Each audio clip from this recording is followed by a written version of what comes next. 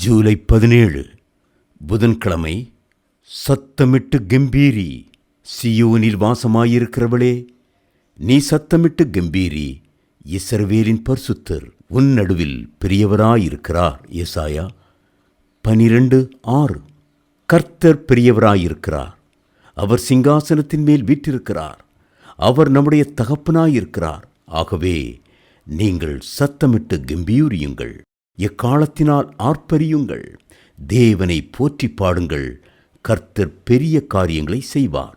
சபையின் ஆராதனையிலே கர்த்தரை பாடி துதிக்கும் ஆராதனை நேரம் அதிகமாயிருக்கட்டும். அப்பொழுது கர்த்தர் பெரியவராய் எழுந்தருளி வல்லமையான காரியங்களை செய்தருளுவார். தேசமே பயப்படாதே, மகிழ்ந்து களிகூறு, கர்த்தர் பெரிய காரியங்களை செய்வார். யோவேல் 2:21.